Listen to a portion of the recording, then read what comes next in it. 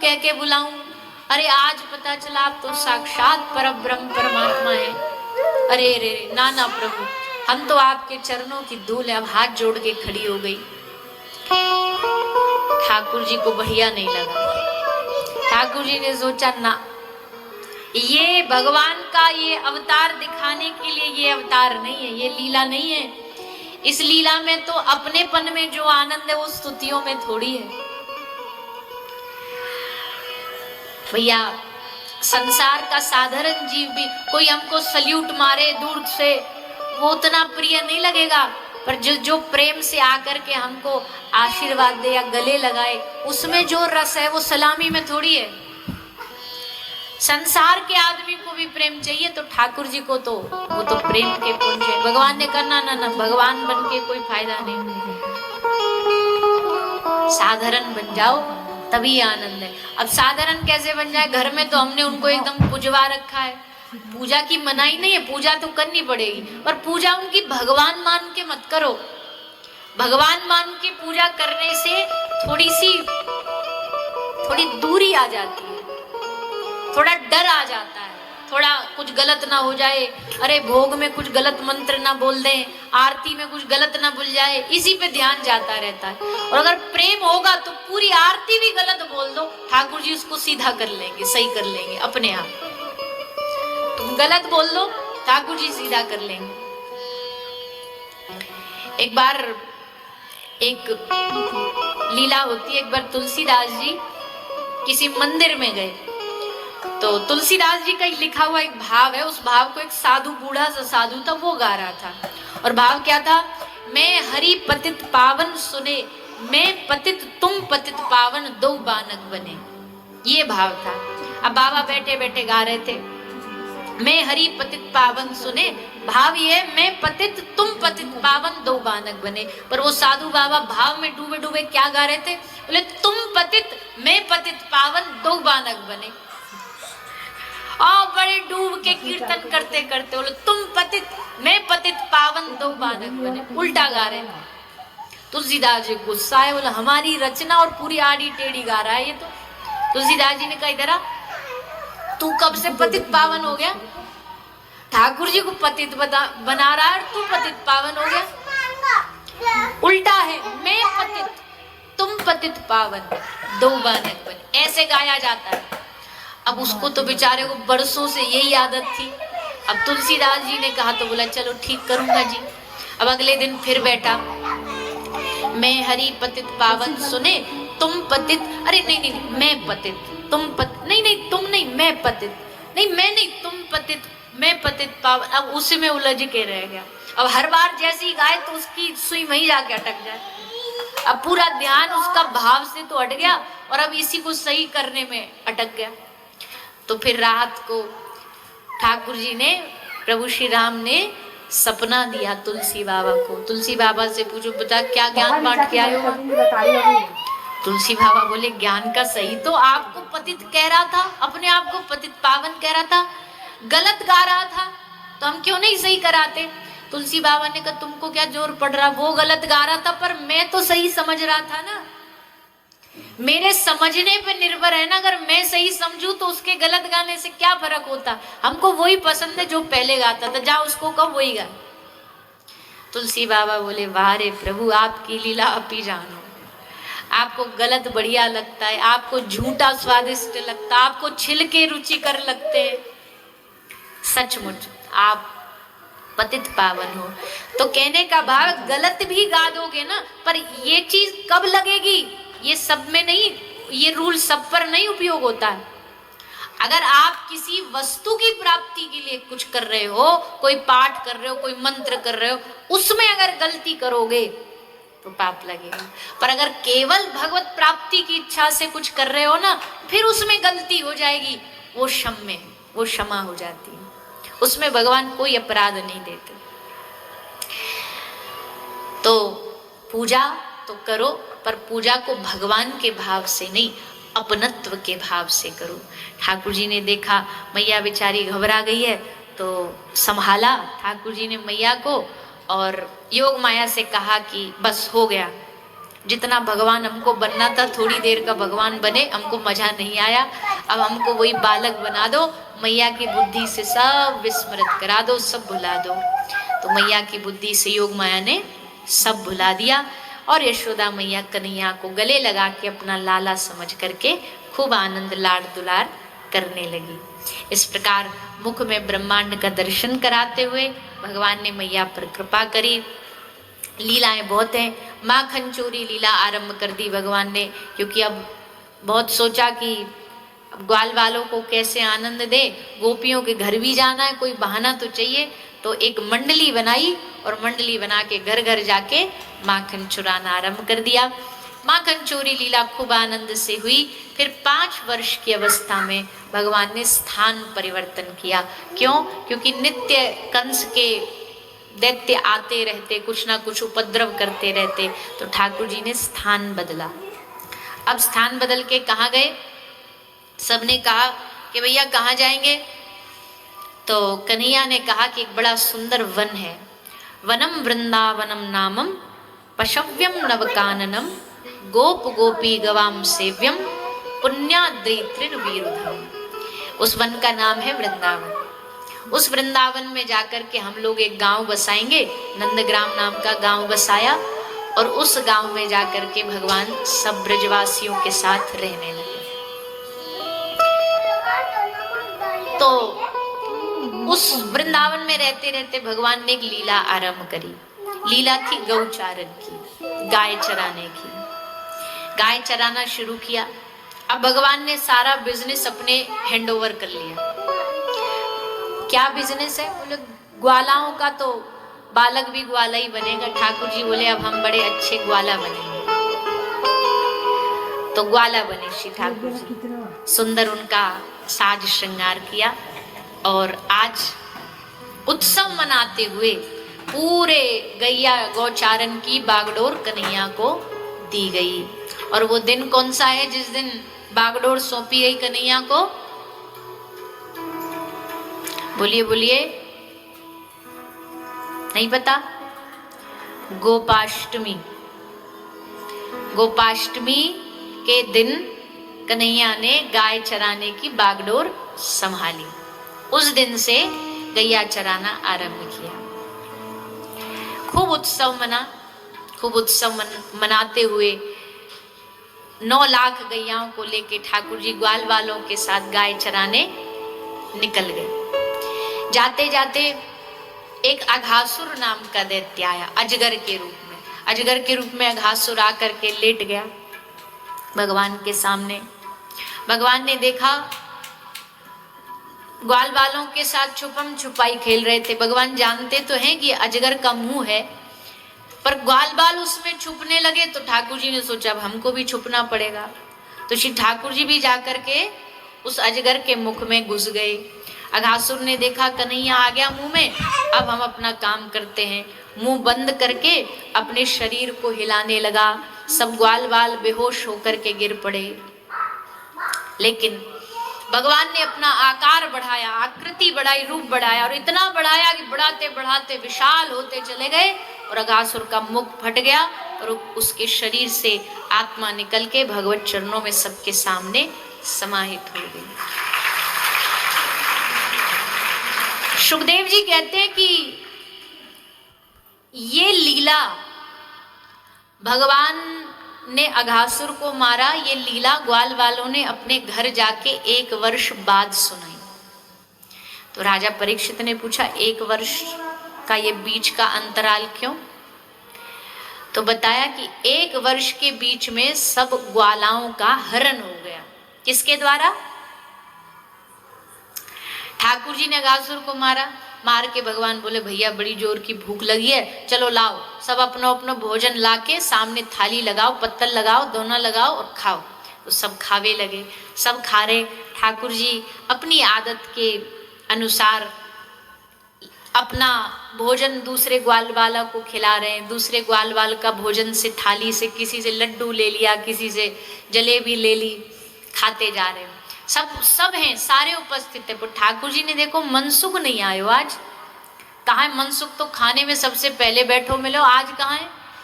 तो गाल वाल बोले लाला आज वाके पास खाने में बाकी मैया ने कछु अच्छो ना दियो पर छाछ दी है, तो बेचारो शर्म के मारे पेड़ के पीछे छुप के छाछ पी रहे हो। ठाकुर जी बोले अच्छो हम ते छुपावे गो, अरे हम ते का छुपावो।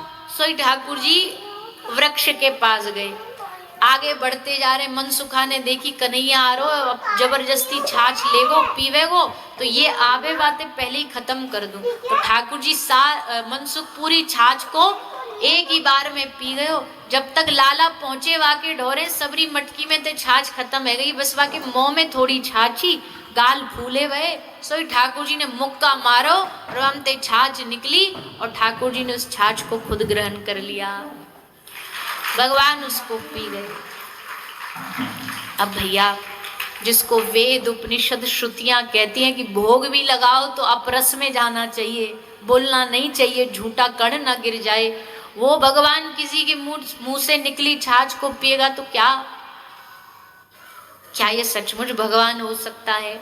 श्री ब्रह्मा जी वहीं छुप करके आए थे भगवान का दर्शन करने, पर ब्रह्मा जी के पेट में दर्द हो गया। दर्द मतलब उनको ये लीला पची नहीं, उनको लगा राम राम राम राम, अरे कैसा भगवान है ये, सच्चिदानंद भगवान और किसी की झूठी थाली खा रहा है, मुख से निकली छाछ पी रहा है। भगवान के ऐसे लक्षण होते क्या? ऐसा गुण होता है क्या भगवान का?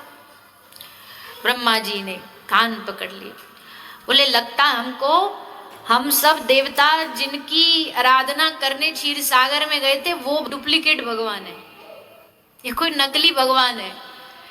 भगवान के ऊपर ही शंका हो गई। कृष्ण कथा कोई एरी गहरी कथा है क्या? ये ब्रह्मा जैसों को नहीं पचती तो आजकल के पिज्जा बर्गर खाने वाले अगर भगवान कृष्ण की लीला पर उंगलियां उठाने लग जाते हैं तो कोई आश्चर्य नहीं है, उनको पचेगी ही नहीं, उनको समझ ही नहीं आएगी कृष्ण लीला, क्योंकि प्रेम की लीला है ना, बुद्धि की नहीं है। ब्रह्मा जी को लगा परीक्षा ली जाए, इनके जितने भी सखा ग्वाल बाल इन सबका हरण कर लेते। तो ब्रह्मा जी ने सबका हरण कर लिया, सबको किडनैप करके ले गए, सबको अपने धाम ले गए। जैसे धाम लेके गए, ठाकुर जी ने जब बांसुरी बजाई तो गैया नहीं आई, गैयाओं को ढूंढने गए, कहीं नहीं मिली, वापस आए तो ग्वाला भी गायब। ठाकुर जी बोले कुछ तो गड़बड़ है, आंख बंद करी तो देखा ओ ये तो अपने चतुर्मुखी ब्रह्मा है, ये तो उनका कमाल है। भगवान ने कहा कोई बात नहीं, हम एक नई सृष्टि बनाएंगे। अरे ब्रह्मा जी हमने ही आपको बनाया था, अब हम नई सृष्टि बनाएंगे। आपको क्या लगता आप ग्वाल बाल बछड़ों को चुरा ले जाओगे तो हमारे पास ग्वाल बाल नहीं मिले बचेंगे? हम नई सृष्टि बनाएंगे और आपकी सृष्टि अद्भुत होगी। हमने जीवों में अपना अंश डाला है, पर आज अंश नहीं डालेंगे, हम खुद ही जीव बन जाएंगे, हम खुद ही ग्वाला बन जाएंगे, हम खुद ही सखा बन जाएंगे। भगवान खुद ही मनसुखा बन गए, भगवान खुद ही मधुमंगल बन गए, भगवान खुद ही स्तोक कृष्ण बन गए, श्रीदामा बन गए, गैया बन गए, पद्मा गैया, सारे रूप भगवान ने धारण कर लिए। और 1 साल तक ऐसे ही गैया चराते रहे, आते जाते, पर कोई पहचान नहीं पाया कि ये अपना कन्हैया है। हाँ, प्यार सबका उमड़ता रहा, गैयाओं को समझ नहीं हो रहा कि आजकल हो क्या रहा है। जैसे ही हमारा बछड़ा आता है उसको देखते ही हमारे स्तनों से दूध बहना, इतना वात्सल्य उमड़ता है। क्यों? क्योंकि बछड़े के रूप में खुद कृष्ण है, सखा के रूप में खुद कृष्ण है, इसलिए ब्रज के घर घर में आनंद छा गया। और सुनो, इस 1 साल में एक और अच्छी बात हुई।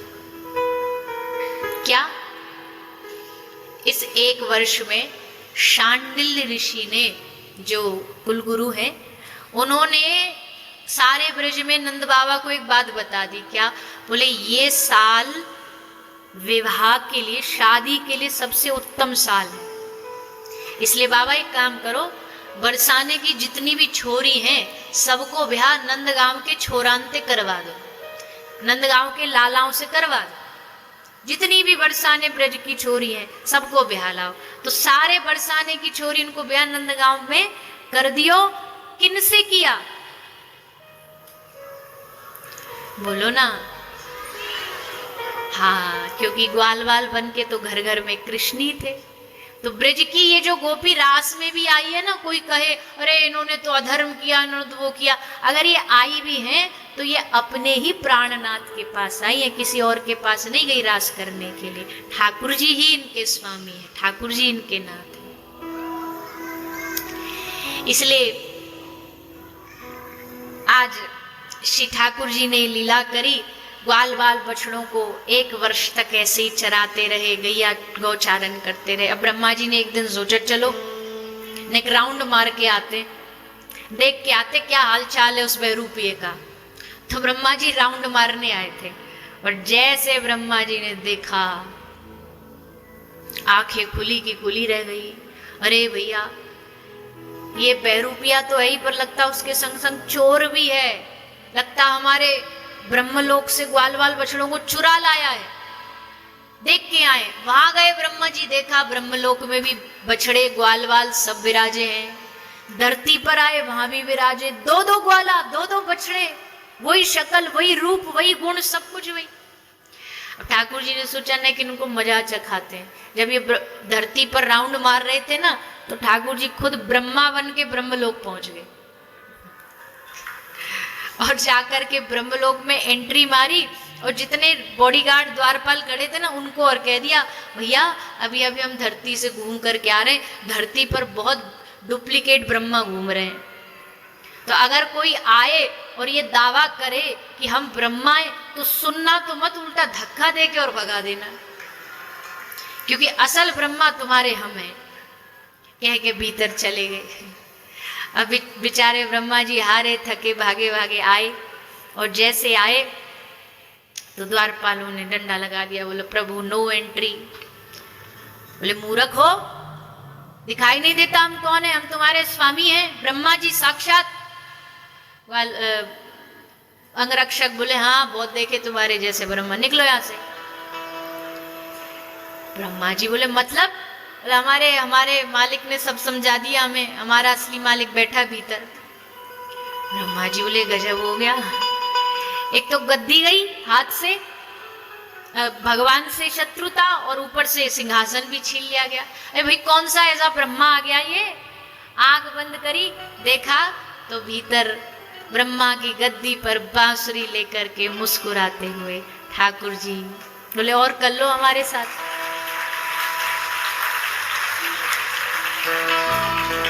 और कर लो हमारे साथ लीला। तो ब्रह्मा जी ने हाथ जोड़ करके जाके भगवान के चरणों में गिर पड़े। प्रभु हे नाथ, मुझसे भूल हो गई, मैं पहचान नहीं पाया, मैं आपके और ब्रजवासियों के प्रेम को नहीं पहचान पाया, मैं विद्वता में उलझ करके रह गया, पर मुझे ये प्रेम समझ नहीं आया। इसलिए मैं ब्रह्मा आज आपके चरणों में एक इच्छा व्यक्त कर रहा हूं। भगवान ने कहा बोलो क्या इच्छा है? बोले हम समझ गए आपको इन ब्रजवासियों से कितना प्रेम है, इसलिए हमको भी ये ब्रह्मा की गद्दी अब बोझ लगने लगी। आप इस ब्रह्मा की गद्दी को वापस ले लो और हमको ब्रज में कोई ग्वाल वाल बना दो, जिनको आप गले लगाते हो, जिनके साथ आप खेलते हो। ठाकुर जी बोले ब्रह्मा जी सॉरी, आप थोड़े लेट हो गए, ग्वाल वालों की जितनी सीट थी सब ऑलरेडी फुल हो चुकी है। ब्रह्मा जी बोले अच्छा ग्वाल वाल नहीं तो कोई गैया बछड़ा बना दो। बोले वो भी जितने बनने थे वो भी बन चुके हैं। अच्छा तो कोई पेड़ बना दो, वृक्ष बना दो। बोले वो भी सब रिजर्व्ड है। तो प्रभु कोई फूल बना दो, और अगर फूल भी नहीं बना सकते तो हमको गोपी के चरणों की धूल बना दो, पर हमें ब्रज से बाहर मत भेजो, रहना ब्रज में ही। ठाकुर जी बोले देखो जी ये डिपार्टमेंट हमारा नहीं है, ब्रज में वास देने का डिपार्टमेंट किशोरी जी का है, तो उनसे जाके निवेदन करो, वो कृपा करेंगी, तब तुमको ब्रज का वास मिलेगा। तो श्री ब्रह्मा जी ने ब्रजवास के लिए ठाकुर जी से प्रार्थना, श्री किशोरी जी से प्रार्थना करी, खूब तप किया और तपस्या करके किशोरी जी ने कृपा करके उनको आशीर्वाद देके ब्रज में वास दिया। कहाँ? अपने निज धाम में। कौन से धाम में? बी देना, बी। कौन से धाम में वास दिया? हो मेरो मेरो मन लाग्यो बरसाने में, जहाँ विराजे राधा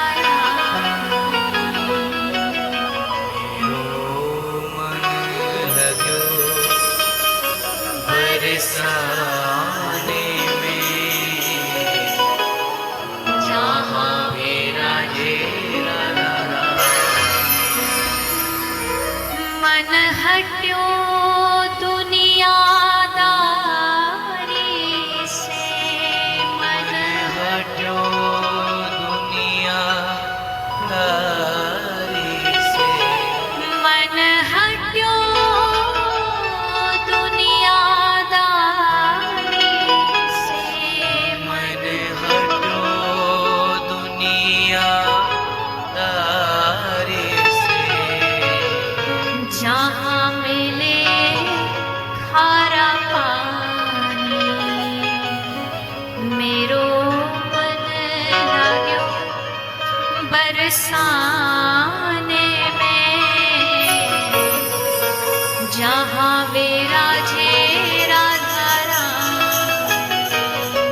मेरो मन लाग्यो बरसाने में,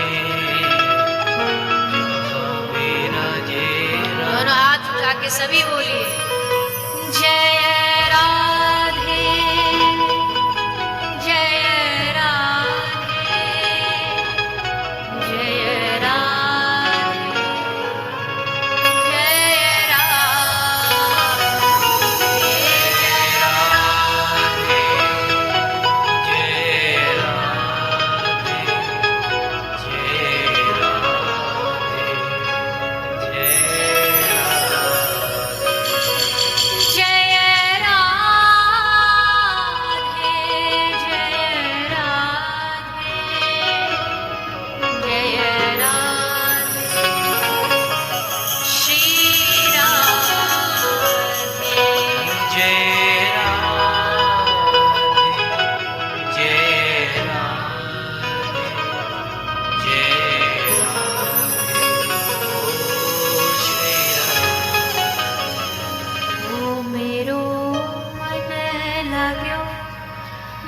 बरसाने में,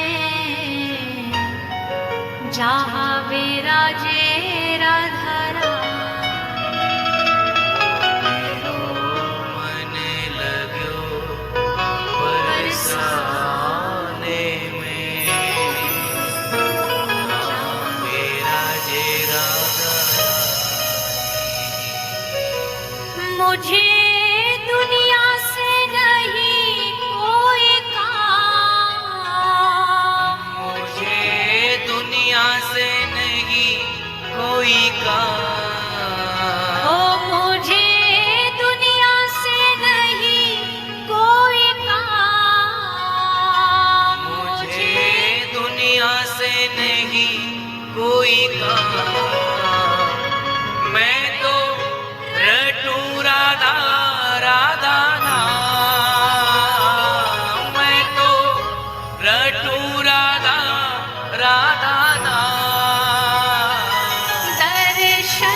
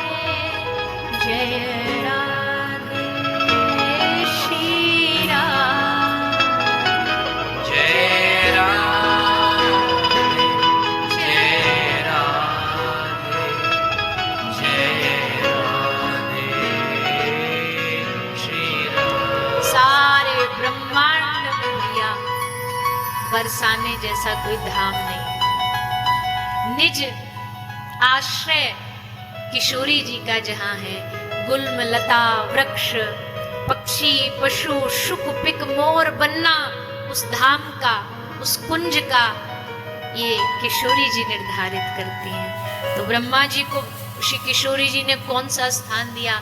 निज स्थान। जिस अटारी पर रहती है ना किशोरी जी, जो महल है, मंदिर है किशोरी जी का, वो जिस पर्वत पर है वो ब्रह्माचल पर्वत है। वो ब्रह्मा जी ही पर्वत बन के विराजे और किशोरी जी उन पे विराजी, उनका आश्रय लेके ब्रह्मा जी ब्रज में वास करते हैं। तो ब्रह्मा जी ने किया तो अपराध, पर जब रिझाया श्री राधा रानी को तो उनको भी ब्रज का आश्रय मिल गया। ऐसा अपना ब्रज है, ऐसा अपना धाम है। इस धाम में भगवान लीला करते करते, अब कालिया का दमन करते करते, गोपियों का वस्त्र हरण करते करते, एक शरद की पूर्णिमा से 1 वर्ष पहले भगवान ने वस्त्र हरण किए थे। मतलब गोपी ने 1 साल पहले भगवान को पति रूप में स्वीकार किया था। 1 वर्ष तक प्रतीक्षा करी कि कब भगवान हमें अंगीकार करेंगे, स्वीकार करेंगे, और 1 वर्ष के बाद फिर शरद की पूर्णिमा आई और इस दिन भगवान ने गोपियों को स्वीकार किया महाराज करके। तो गोपियों का वस्त्र हरण किया, अविद्या का नाश किया और फिर ब्राह्मण पत्नियों पर कृपा करी। और 7 वर्ष की अवस्था में भगवान ने श्री गिरिराज जी, श्री गोवर्धन प्रभु के सेवा ब्रजवासियों से कराई, क्योंकि गिरिराज जी ही साक्षात भगवान हैं। भगवान में और गिरिराज जी में कोई भेद नहीं है। ऐसे भगवान श्री गिरिराज जी की आज आप हम सब शरण ग्रहण करेंगे। श्री ठाकुर जी हमारे मध्य आएंगे, हम उनका दर्शन करेंगे, उस उत्सव में प्रवेश करेंगे।